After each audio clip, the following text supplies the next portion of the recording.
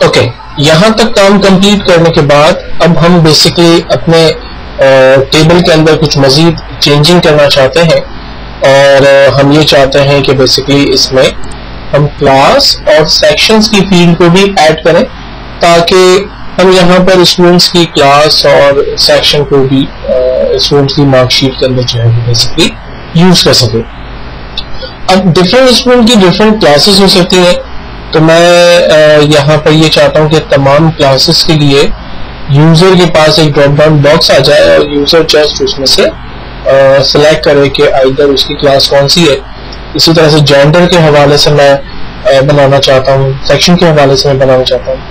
ये चीजें आमतौर पे जो है पहले की जाती हैं, यानी जब आप डेटाबेस डिजाइन करते हैं तो उसी वक्त आपको डिसाइड करना होता है कि टेबल में कौन कौन सी फील्ड होगी और उस फील्ड की क्या प्रॉपर्टी होगी और वो किस तरह से क्रिएट की जाएगी।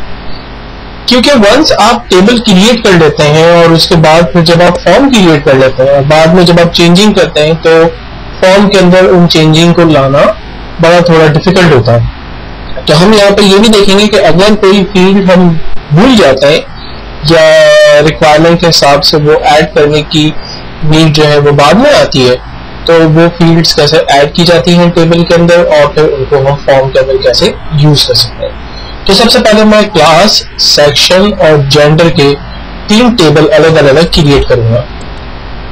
हम क्रिएट में चले जाते हैं और यहां से टेबल डिजाइन में आने के बाद सबसे पहले मैं जेंडर के लिए एक फील्ड क्रिएट करता हूं जिसकी डाटा टाइप सिंपल टेक्स्ट रखते हैं, और एक ही फील्ड क्रिएट करके हम जस्ट इसको क्लोज करते हैं, टेबल को सेव करते हैं जेंडर के नाम से और ओके करते हैं। प्राइमरी की मैंने आपको पहले भी बताया था कि जब तक हम इस टॉपिक पर डिस्कस नहीं करेंगे तब तक हम, जब भी ये हमसे कहेगा do you want to create a primary key now, हम उसको नो करेंगे। जेंडर क्रिएट करने के बाद, जेंडर के टेबल को क्रिएट करने के बाद अब हम इसको ओपन करते हैं और उसमें 2 जेंडर लाइक मेल और फीमेल टाइप करते हैं और इस टेबल को क्लोज कर देते हैं। देन हम अगेन क्रिएट के टेबल पर आते हैं और एक और फील्ड हम क्रिएट करते हैं क्लास की, और इस टेबल को हम सेव करते हैं क्लास के नाम से और ओके कर देते हैं, प्राइमरी की को नो कर देते हैं। क्लास के टेबल पर आकर हम डिफरेंट क्लासेस यहाँ पर ऐड कर देते हैं। क्लास 1 से लेकर क्लास 10 तक हमने यहाँ पर नंबर्स टाइप कर दिए। थर्ड टेबल हम क्रिएट कर रहे हैं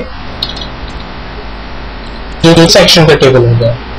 इसकी अगेन डेटा टाइप को हम टेक्स्ट सकते हैं, क्लोज करते हैं और इसको सेव करते हैं सेक्शन के नाम से, प्राइमरी की में नो।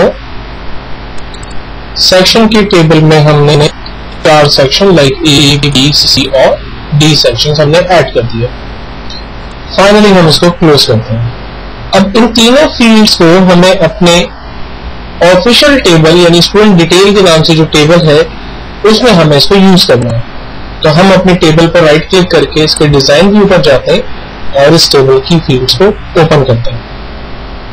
अब इस टेबल में जहां पर हमें फील्ड्स को ऐड करना है उस रॉ पर हम राइट क्लिक करके इंसर्ट रॉ करते हैं, तो वहां पर एक नई रॉ ऐड हो जाती है।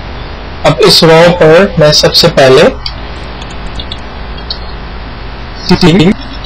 जेंडर टाइप करता हूं जिसकी डाटा टाइप टेक्स्ट होगी, लेकिन ये एक ऐसी फील्ड होगी जो कि बेसिकली किसी और टेबल से जिसमें से रिकॉर्ड आ रहे होंगे, लाइक जैसे हमने पहले ही मेल फीमेल एंट्री की हुई है।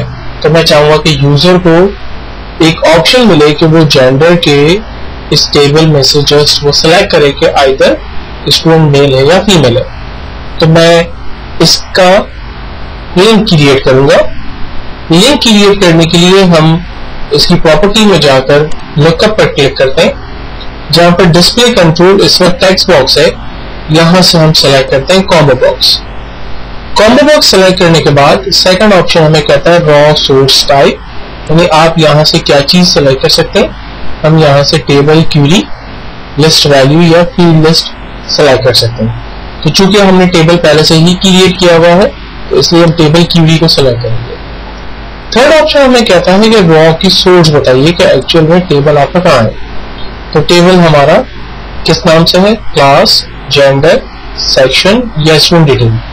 तो जेंडर की फील्ड का लिंक हम बनाते हैं जेंडर के टेबल के साथ। इतनी तीनों ऑप्शंस को सिलेक्ट करने के बाद हम फाइनली इस टेबल को क्रॉस करके बंद करते हैं और सेव करते हैं और टेबल को जस्ट डबल क्लिक करके ओपन करते हैं और देखते हैं कि यहाँ पर एक नई फील्ड ऐड हो गई है जिसका नाम है जेंडर।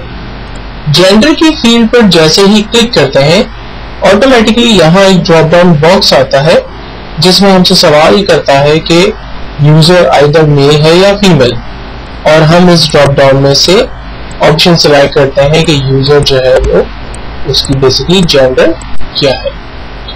तो ये एक आसान तरीका, हमने एक टेबल से अपने टेबल का लिंक क्रिएट किया। इसी टेक्निक को यूज करते हुए हम क्लास और सेक्शन के लिंक्स भी क्रिएट करेंगे।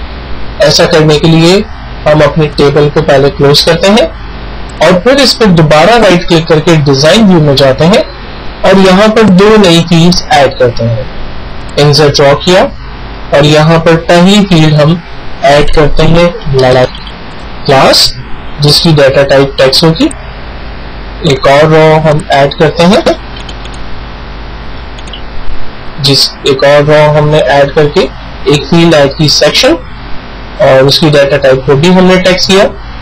फाइनली हम अपने दोनों टेबल का लिंक क्रिएट करते हैं। जैसे क्लास का लिंक हमें क्रिएट करना है तो हम इसको लुकअप में चले गए। यहाँ हमें टेक्स्ट बॉक्स की जगह कॉम्बो बॉक्स चाहिए। हमें टेबल और क्वेरी की जरूरत है और लिंक के लिए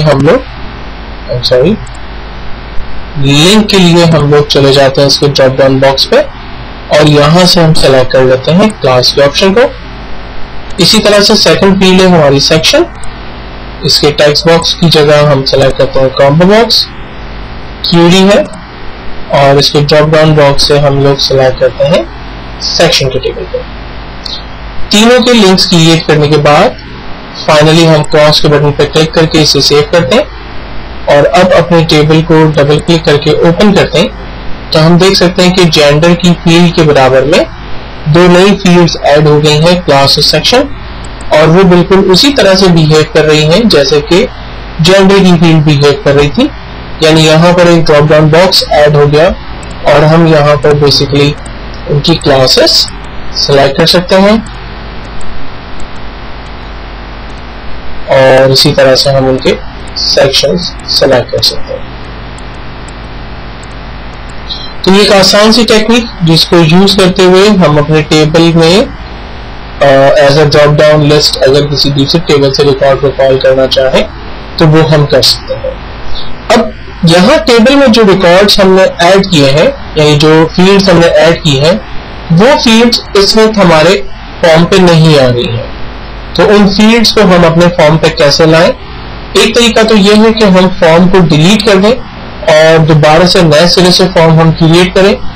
ऐसा करने में हमें नुकसान ये होगा कि हमने जो यहाँ पर ऑन माउस मूव के ऊपर, आपको याद होगा शुरू में हमने फार्मूले लगाए थे, वो फार्मूले हमारे लॉस हो जाएंगे और इवन जो हमने बटन यहाँ क्रिएट किए हैं और जो भी हमने इस पे काम किया होगा वो सब हमारा वेस्ट हो जाएगा और हमें दोबारा से इस पे काम करना पड़ेगा।